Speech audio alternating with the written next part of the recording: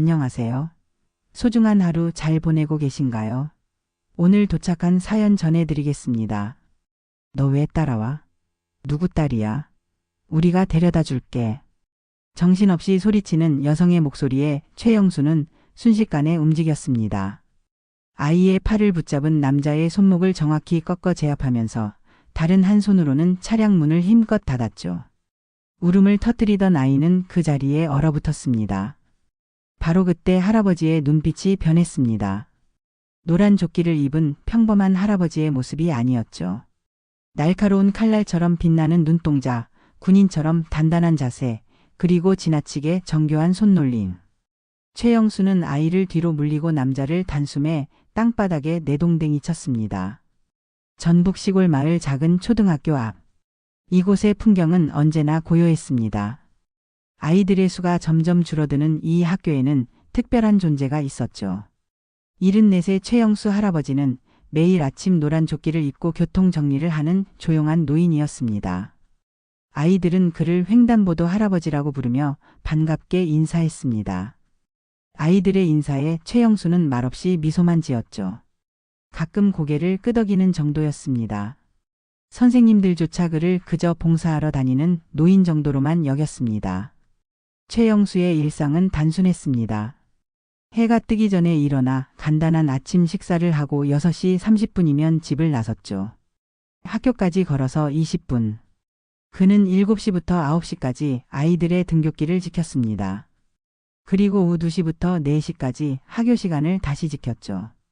비가 오나 눈이 오나 최영수의 자리는 비어있지 않았습니다. 하지만 최근 며칠 동안 이 고요한 일상에 미묘한 변화가 생겼습니다. 검은색 벤 차량이 교문 앞 도로를 자주 서성이기 시작했던 것입니다. 처음에는 단순히 지나가는 차량으로 보였지만 같은 차가 같은 시간에 나타나는 일이 반복되었죠.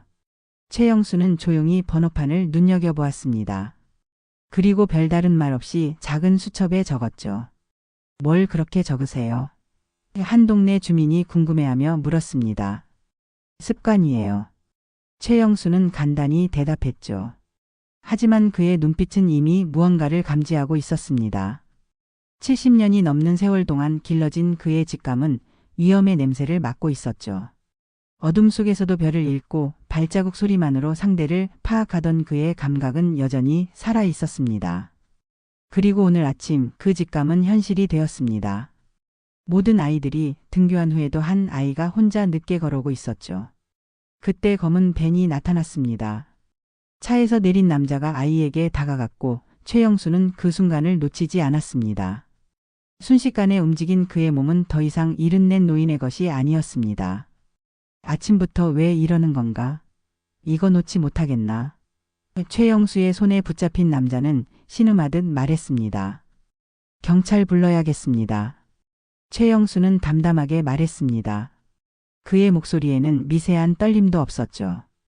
남자가 발버둥치며 도망치려 했지만 최영수의 소나기는 쇠고리처럼 단단했습니다. 주변에 모인 학부모들이 경찰을 불렀고 아이의 어머니는 딸을 꼭 안은 채 울음을 참지 못했죠. 잠시 후 경찰차가 도착했습니다. 최영수는 오랜만에 이런 감각을 느꼈습니다. 긴장된 몸의 근육들이 과거의 기억을 되살리고 있었죠. 그는 수십 년 동안 숨겨왔던 자신의 본능을 드러낸 것입니다. 수첩에 적어둔 번호판과 차량 정보를 경찰에게 차분히 전달했습니다. 경찰은 노란 조끼를 입은 평범한 노인이 왜 이렇게 상세한 정보를 가지고 있는지 의아해했죠. 이 차량을 며칠 전부터 봤습니다. 같은 시간에 3번, 다른 시간에 2번 나타났죠. 운전자의 발음은 전라도 사투리가 아닙니다. 목포 쪽 말투에 가깝고 전화 통화할 때 누군가에게 선생님이라고 불렀습니다. 최영수의 말에 경찰관은 놀란 표정을 감추지 못했습니다. 이걸 어떻게 아셨어요? 경찰이 물었습니다. 그런 일들 예전에도 있었거든요. 최영수는 담담하게 대답했죠. 그의 눈에는 무언가 이야기하고 싶은 듯한 기색이 있었지만 말을 아꼈습니다. 사건은 빠르게 진행되었습니다. 학교는 급히 대책회의를 열었고 학부모들은 불안에 떨었죠. 하지만 담임교사와 교장 선생님의 반응이 수상했습니다. 그들은 이 사건을 최대한 조용히 넘기려 했죠. 사건 자체를 축소하려는 듯 했습니다. 우리 학교에 이런 일이 일어났다는 것 자체가 큰 문제입니다. 언론에 알려지면 학교 이미지에 타격이 있을 수 있으니 최대한 조용히 처리합시다. 교장의 말에 학부모들은 반발했습니다. 아이의 어머니가 따지자 교감은 더욱 불쾌한 반응을 보였죠. 그런 일은 그냥 조용히 넘어가는 게 좋습니다. 아이에게도 상처가 될 수 있으니까요. 최영수는 이 모든 상황을 조용히 지켜보았습니다. 그날 저녁 마을회관에서 열린 주민회의에 참석한 그는 교감을 똑바로 쳐다보며 물었죠. 예전에도 아이들이 사라졌었죠. 그 질문에 회관 안이 고요해졌습니다. 교감의 얼굴이 창백해졌죠. 최영수의 눈빛에는 단순한 의심을 넘어선 확신이 있었습니다. 그는 무언가를 알고 있었죠. 다음 날 아침 최영수는 평소와 같이 노란 조끼를 입고 횡단보도 앞에 섰습니다. 하지만 학부모들의 시선이 달라졌죠. 그들은 최영수를 새로운 눈으로 바라보기 시작했습니다. 단순한 횡단보도 할아버지가 아닌 아이들의 목숨을 구한 영웅으로 말입니다. 정말 감사합니다, 할아버지. 어제 구해준 아이의 어머니가 최영수에게 다가와 인사했습니다. 최영수는 소박하게 미소 지으며 고개를 저었죠. 당연한 일을 했을 뿐입니다. 하지만 그의 마음속에는 결심이 서 있었습니다. 이 사건이 단순한 납치 시도가 아니라는 것, 그리고 이 마을에 무언가 거대한 그림자가 드리워져 있다는 것을 직감했기 때문이죠. 그는 다시 한번 자신의 오랜 기술과 경험을 사용할 때가 왔다고 느꼈습니다. 국가안보에 위협이 될 수 있는 사안입니다. 최영수 선생님이 맞으시죠? 2명의 남자가 최영수의 집을 찾아왔습니다. 검은 정장을 입고 선글라스를 낀 전형적인 모습이었지만 최영수는 그들이 어디 소속인지 단번에 알아챘죠. 국정원 요원들이었습니다. 나는 그냥 애 하나 구했을 뿐이요. 최영수는 담담하게 대답했습니다. 하지만 그의 눈빛은 달라졌습니다. 수십 년 동안 숨겨온 정체성이 서서히 드러나고 있었죠. 이미 동영상이 퍼졌습니다. 지나가던 차량 블랙박스에 모든 장면이 찍혔고 지역 기자가 이 사건을 보도했죠. 인터넷에서는 아이를 구한 할아버지로 화제가 되고 있습니다. 요원이 태블릿을 보여주며 말했습니다. 최영수는 한숨을 내쉬었습니다. 정체를 숨기고 살아온 세월이 물거품이 된 기분이었죠. 하지만 동시에 어떤 해방감도 느꼈습니다. 자신의 본능과 기술을 억눌러 온 긴 시간 속에서 드디어 진짜 자신으로 돌아갈 수 있다는 생각이 들었죠. 이제 와서 무슨 소용입니까? 최영수가 물었습니다. 최 선생님, 우리는 알고 있습니다. 북파공작원 출신 암살과 침투 전문가로 활동하셨죠. 코드네임 산울림이시죠. 요원이 말했습니다. 최영수의 눈이 잠시 흔들렸습니다. 산울림. 오랫동안 듣지 못했던 이름이었죠. 그 이름을 들을 때마다 떠오르는 기억들이 있었습니다. 어둠 속 임무, 생명을 건 침투 작전, 그리고 조국을 위해 자신의 모든 것을 바쳤던 순간들이 주마등처럼 스쳐 지나갔죠. 그 시절은 지났습니다. 난 이제 그냥 마을 노인일 뿐이요. 최영수는 창밖을 바라보며 말했습니다. 납치범이 입을 열었습니다. 이 사건은 단순한 유괴가 아닙니다. 더 큰 조직이 연결되어 있죠. 요원이 말을 이었습니다. 최영수의 눈빛이 다시 날카로워졌습니다. 그의 직감이 틀리지 않았다는 확신이 들었죠. 교육청이나 지역 정치인들과 연관되어 있을 겁니다. 요원들은 놀란 표정을 감추지 못했습니다. 어떻게 아셨습니까? 수상한 차량이 나타났을 때 교감이 보인 반응이 이상했습니다. 그리고 이 학교 주변에서 몇 년 전에도 비슷한 사건이 있었다는 소문을 들었죠. 하지만 모두 조용히 덮였습니다. 최영수는 차분하게 설명했습니다. 국정원 요원들은 서로 눈빛을 교환했습니다. 그들은 최영수의 도움이 필요했죠. 오랜 경험과 날카로운 직감을 가진 전설적인 요원의 협조가 이 사건의 해결에 결정적인 역할을 할 수 있었습니다. 선생님의 도움이 필요합니다. 우리만으로는 한계가 있습니다. 지역 권력과 연결된 이 사건, 아이들을 위험에 빠뜨리는 이 조직을 밝혀내야 합니다. 요원이 진지하게 말했습니다. 최영수는 잠시 침묵했습니다. 그는 이미 은퇴했고 조용한 삶을 살고 싶었지만 아이들이 위험에 처한 상황을 그냥 지나칠 수 없었죠. 특히 매일 아침 반갑게 인사하던 순수한 아이들의 얼굴이 떠올랐습니다. 알겠습니다. 도우겠습니다. 하지만 내 방식대로 하겠습니다. 최영수는 단호하게 말했습니다. 요원들은 고개를 끄덕였습니다. 그들은 최영수의 방식이 무엇인지 잘 알고 있었죠. 정확하고 빠르며 무엇보다 효과적인 방식이었습니다. 그날 이후 최영수는 여전히 노란 조끼를 입고 횡단보도에 섰지만 그의 눈은 더 이상 단순히 차량만 바라보지 않았습니다. 이제 그는 학교 주변의 모든 움직임, 모든 이상한 행동을 감시했죠. 그리고 밤이 되면 최영수는 또 다른 모습으로 변했습니다. 74세의 몸이지만 과거의 훈련과 경험은 여전히 그의 몸에 남아 있었습니다. 이거 불법 아닌가?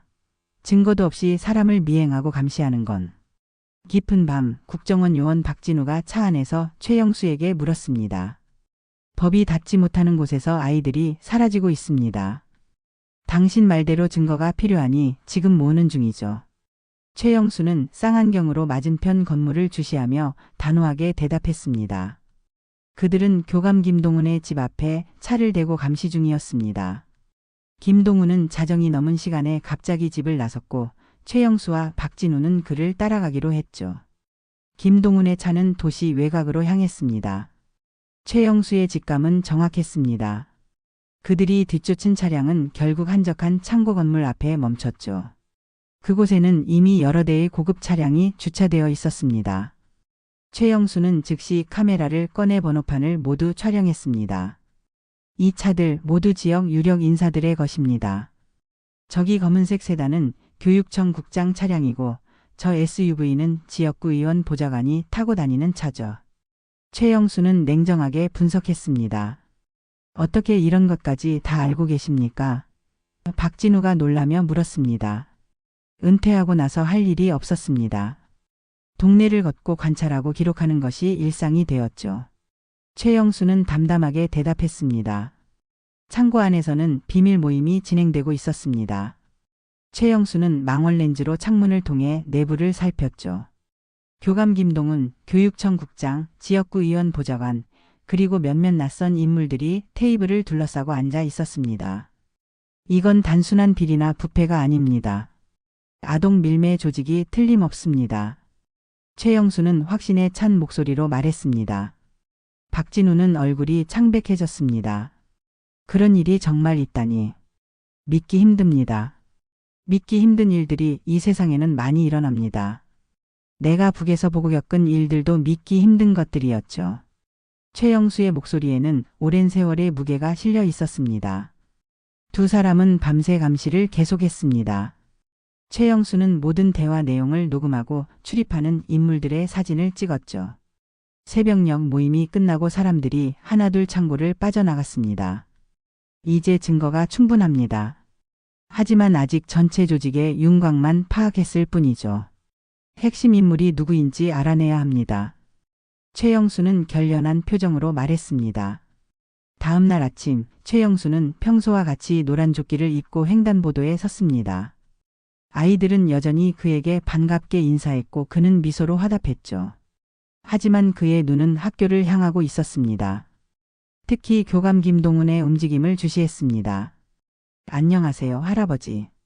밝게 인사하는 한 여학생에게 최영수는 따뜻하게 미소 지었습니다. 안녕. 오늘도 즐거운 하루 보내렴. 최영수는 정겨운 목소리로 대답했죠. 그 순간 교감 김동훈이 학교 정문으로 들어서는 것이 보였습니다.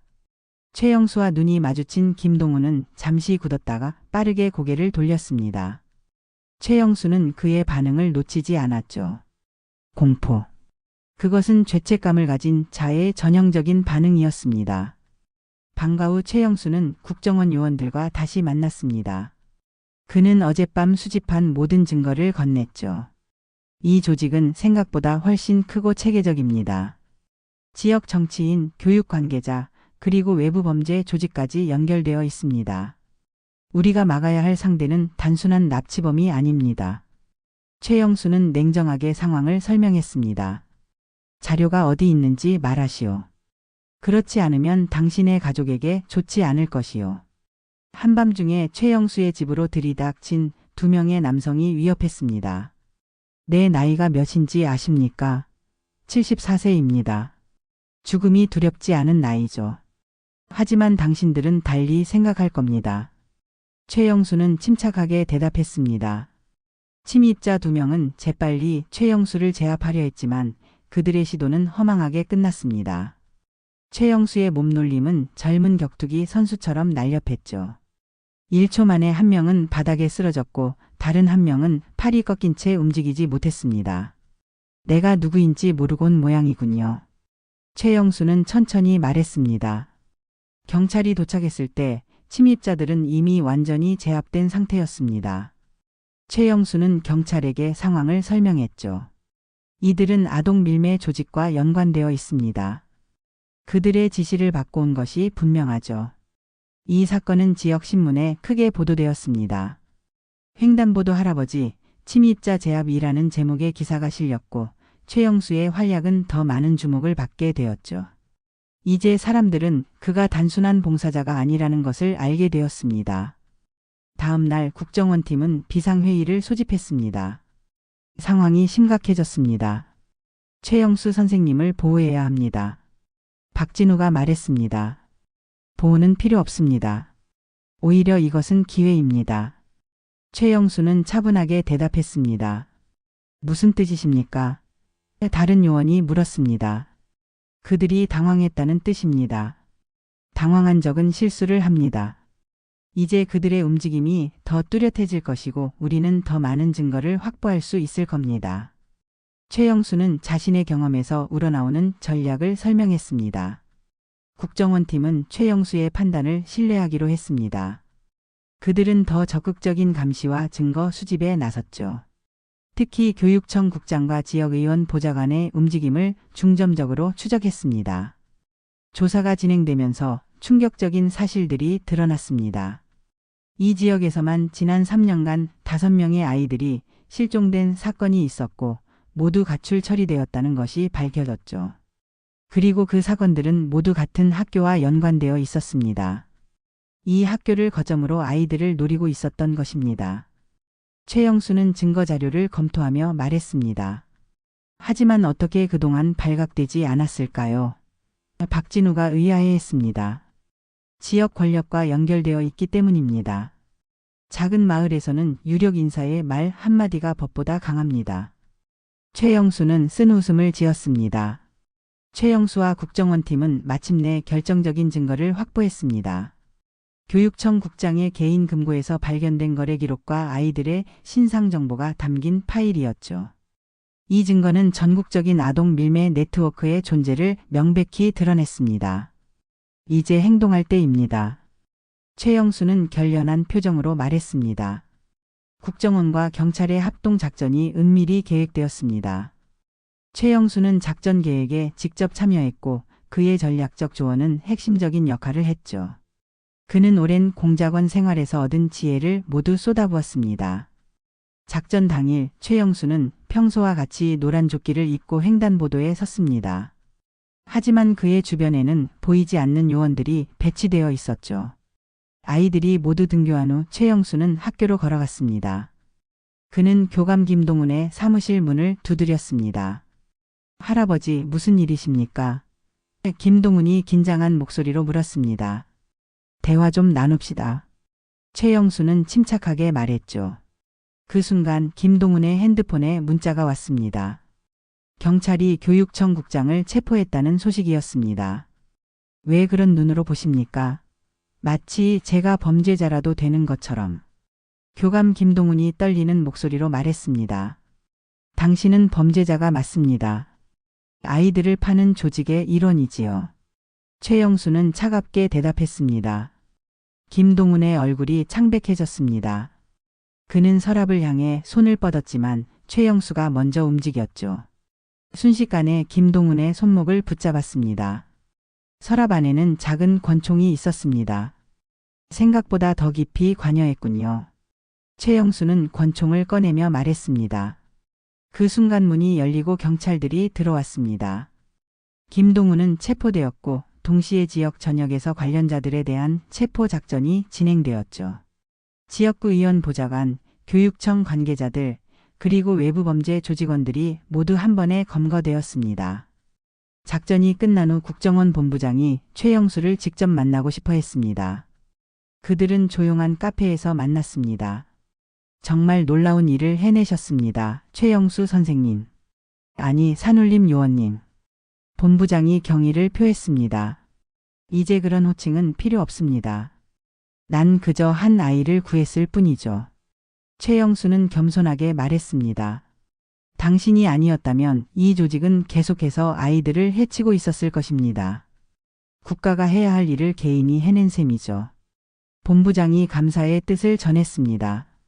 최영수는 잠시 창밖을 바라보았습니다. 그의 머릿속에는 북에서의 임무 목숨을 건 작전들, 그리고 오랜 세월 동안 숨겨온 자신의 정체성이 지나갔죠. 나는 항상 국가를 위해 살았습니다. 은퇴 후에도 마찬가지였죠. 단지 방식이 달라졌을 뿐입니다. 본부장은 최영수에게 특별감사장과 함께 정부 차원의 보상을 제안했습니다. 하지만 최영수는 정중히 거절했죠. 난 그저 평범하게 살고 싶을 뿐입니다. 다시 노란 조끼를 입고 아이들의 등굣길을 지키는 것이 내게는 더 값진 일이죠. 최영수는 담담하게 말했습니다. 뉴스에서는 대대적으로 아동 밀매 조직 검거 소식을 보도했지만 최영수의 역할은 철저히 비밀에 붙여졌습니다. 국가 안보를 위해 활동했던 북파공작원의 정체가 드러나는 것은 여전히 위험한 일이었기 때문이죠. 하지만 마을 사람들은 달랐습니다. 그들은 알고 있었습니다. 횡단보도 할아버지가 단순한 노인이 아니라는 것, 그가 아이들을 위해 위험을 무릅쓰고 나섰다는 것을 말입니다. 사건 이후 학교 분위기는 완전히 달라졌습니다. 새로운 교장과 교감이 부임했고 안전 시스템이 강화되었죠. 아이들의 부모들은 마을 입구에 작은 현수막을 걸었습니다. 횡단보도 할아버지, 우리 마을의 진짜 영웅. 최영수는 그 현수막을 볼 때마다 쑥스러워했습니다. 그는 여전히 매일 아침 노란 조끼를 입고 횡단보도에 섰죠. 하지만 이제 학부모들은 그에게 따뜻한 커피와 도시락을 가져다 주었고 아이들은 더 밝게 인사했습니다. 할아버지, 오늘은 제가 만든 그림이에요. 한 여학생이 손으로 그린 그림을 최영수에게 건넸습니다. 그림 속에는 노란 조끼를 입은 할아버지가 슈퍼히어로처럼 그려져 있었습니다. 최영수는 마음이 따뜻해졌죠. 그가 평생 동안 국가를 위해 싸워온 이유, 그리고 은퇴 후에도 아이들을 지키기 위해 나선 이유가 바로 이것이었습니다. 당신이 북한에서 어떤 일을 했는지 물어봐도 될까요? 마을 이장이 조심스럽게 최영수에게 물었습니다. 그런 이야기는 이제 의미가 없습니다. 과거는 과거일 뿐이죠. 최영수는 담담하게 대답했습니다. 두 사람은 마을 공원 벤치에 앉아 있었습니다. 사건이 해결된 지 일주일이 지났고 마을은 평온을 되찾았습니다. 하지만 사람들의 최영수를 바라보는 시선은 완전히 달라졌죠. 경외감과 존경이 담긴 눈빛이었습니다. 마을 주민들이 감사 행사를 준비하고 있습니다. 할아버지를 위한 작은 축하 자리요. 이장이 말했습니다. 최영수는 고개를 가로저었습니다. 그럴 필요 없습니다. 과한 관심은 부담스럽습니다. 하지만 이장은 설득을 계속했습니다. 아이들이 직접 준비하고 있습니다. 그들에게는 의미 있는 일이에요. 최영수는 한숨을 내쉬며 결국 동의했습니다. 그는 늘 사람들의 관심에서 벗어나 있었지만 아이들의 마음만은 거절할 수 없었죠. 감사 행사는 학교 운동장에서 조촐하게 열렸습니다. 아이들이 준비한 노래와 춤이 있었고 학부모들이 마련한 음식이 가득했죠. 최영수는 자리에 앉아 쑥스러운 표정으로 행사를 지켜보았습니다. 최영수 할아버지 덕분에 우리 아이들이 안전하게 학교에 다닐 수 있게 되었습니다. 새로 부임한 교장이 마이크를 들고 말했습니다. 아이들이 직접 만든 감사 편지를 읽는 순간 평생 감정을 억제하며 살아온 최영수의 눈가에 눈물이 맺혔습니다. 그는 아이들 앞에서 조용히 고개를 숙였죠. 74년 인생에서 가장 뿌듯한 순간이었습니다. 행사 후 붙잡힌 납치범의 재판이 시작되었습니다. 최영수는 증인으로 법정에 서게 되었죠. 그는 담담하게 사건 당일의 상황을 증언했습니다. 저는 그저 위험에 처한 아이를 보호했을 뿐입니다. 최영수는 법정에서 말했습니다. 검사가 물었습니다. 어떻게 그런 상황에서 그렇게 빠르게 대응할 수 있었나요? 최영수는 잠시 침묵했습니다. 그의 과거 경력이 법정에서 공개될 순간이었죠. 하지만 판사가 개입했습니다. 그 질문은 이 사건과 직접적인 관련이 없습니다. 증인은 답변하지 않아도 됩니다. 재판은 빠르게 진행되었고 관련자들은 모두 중형을 선고받았습니다. 최영수의 증언과 국정원이 수집한 증거가 결정적인 역할을 했죠. 특히 교육청 국장과 지역구 의원 보좌관의 유죄 판결은 지역 사회에 큰 충격을 주었습니다. 재판이 끝난 후 국정원 본부장이 다시 한번 최영수를 찾아왔습니다. 그는 조용히 최영수에게 봉투를 건넸죠. 정부에서 보내온 특별 연금입니다. 선생님의 과거 공로를 인정하는 의미입니다. 본부장이 말했습니다. 최영수는 망설이다가 봉투를 받았습니다. 이것은 개인적으로 사용하지 않겠습니다. 마을 아이들을 위해 쓰겠습니다. 본부장은 미소를 지었습니다. 이미 예상했습니다. 그래서 연금과 함께 마을 학교 발전 기금도 준비했습니다.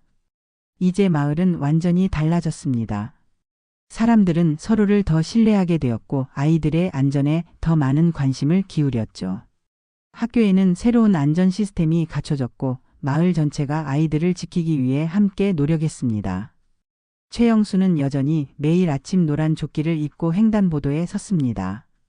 하지만 이제 그는 혼자가 아니었죠. 마을 주민들이 돌아가며 그와 함께 등굣길 안전을 지키기 시작했습니다. 그들은 최영수에게서 용기와 책임감을 배웠습니다. 항상 궁금했습니다. 왜 매일 그 자리를 지키시는지. 김소영 선생님이 최영수에게 물었습니다. 지켜야 할 것이 있기 때문입니다. 아이들의 미래와 우리의 미래죠. 최영수는 깊은 의미가 담긴 목소리로 대답했습니다. 1년이 지났습니다. 최영수는 여전히 매일 아침 노란 조끼를 입고 횡단보도에 서 있었습니다. 하지만 이제 그의 모습은 단순한 봉사자가 아닌 마을의 상징이 되었죠. 아이들은 그를 영웅 할아버지라고 부르기 시작했고 학부모들은 깊은 존경심을 표했습니다. 마을은 완전히 달라졌습니다. 과거의 어둠은 사라지고 투명하고 안전한 공동체가 형성되었죠. 최영수가 설립한 안전지킴이 프로그램은 전국적으로 모범 사례가 되었고 많은 지역에서 벤치마킹했습니다. 할아버지, 저도 나중에 할아버지처럼 될 거예요. 한 남학생이 반짝이는 눈으로 말했습니다. 최영수는 그 아이의 머리를 쓰다듬었습니다. 너는 나보다 더 훌륭한 사람이 될 것입니다. 그의 목소리에는 진심이 담겨 있었습니다. 최영수는 자신의 인생을 돌아보았죠. 북파공작원으로서 어둠 속에서 보낸 세월, 위험천만한 임무들, 그리고 은퇴 후 조용히 살아온 시간까지. 그가 평생 꿈꿔왔던 것은 이런 평화로운 일상이었습니다. 아이들이 안전하게 자라는 세상, 그들이 꿈을 키울 수 있는 공동체를 만드는 것이었죠. 어느 날 국정원에서 마지막 연락이 왔습니다. 그들은 최영수가 검거하는 데 기여한 아동 밀매 조직의 모든 연루자들이 최종적으로 유죄 판결을 받았다는 소식을 전했습니다. 이제 그 어둠의 그림자는 완전히 사라졌죠. 선생님 덕분입니다. 국가가 할 수 없었던 일을 해내셨습니다. 박진우가 감사의 인사를 전했습니다. 최영수는 고개를 저었습니다. 모두의 노력이 있었기에 가능했습니다. 나 혼자의 힘으로는 아무것도 할 수 없었죠. 그날 저녁 최영수는 자신의 작은 집에 앉아 오래된 사진첩을 펼쳤습니다. 그 안에는 그의 젊은 시절 북파공작원으로 활동하던 모습이 담겨 있었죠. 위험을 무릅쓰고 적진에 침투하던 그 시절 그는 조국의 안전을 위해 자신의 모든 것을 바쳤습니다. 그리고 이제 그는 마을의 아이들을 위해 또 다른 형태의 봉사를 하고 있었습니다. 방식은 달라졌지만 그의 마음속에는 여전히 같은 사명감이 살아 있었죠. 국가와 사회를 더 나은 곳으로 만들기 위한 헌신이었습니다. 마을 입구의 현수막은 이제 고정된 표지판으로 바뀌었습니다. 우리 마을의 자랑, 횡단보도 할아버지 최영수는 그 표지판을 볼 때마다 쑥스러워했지만 마음 깊은 곳에서는 자부심을 느꼈습니다. 할아버지, 이것 읽어보세요. 다음 날 아침 한 여학생이 최영수에게 종이를 건넸습니다. 그것은 학교 신문이었습니다. 표지에는 최영수의 사진과 함께 우리 학교의 영웅, 횡단보도 할아버지 최영수라는 제목의 기사가 실려 있었죠. 아이들이 직접 쓴 감사의 편지도 함께 실려 있었습니다. 최영수는 그 신문을 읽으며 미소 지었습니다. 그의 인생은 많은 우여곡절이 있었지만 지금 이 순간이 가장 값진 시간이라고 느꼈습니다. 아이들의 순수한 마음이 담긴 감사의 말들, 그것은 어떤 훈장보다 더 빛나는 보상이었습니다. 이제 최영수는 진정한 평화를 찾았습니다. 더 이상 숨기거나 두려워할 과거도 없었고 불안한 미래도 없었습니다. 그는 매일 아침 노란 조끼를 입고 횡단보도에 서서 밝게 웃는 아이들을 지키는 일에 행복을 느꼈습니다. 그것이 바로 그가 평생 찾아온 진정한 사명이었습니다. 영웅은 화려한 옷을 입고 있지 않습니다. 때로는 노란 조끼를 입은 평범한 할아버지일 수도 있죠. 김소영 선생님이 학생들에게 말했습니다. 최영수는 그 말을 들으며 조용히 미소 지었습니다. 영웅이라는 단어가 부끄러웠지만 아이들의 안전을 위해 자신이 할 수 있는 일을 계속하겠다는 마음만은 변함없었습니다. 오늘의 사연은 여기까지입니다. 오늘도 귀한 시간 함께해 주셔서 감사합니다. 다음 사연으로 다시 찾아오겠습니다.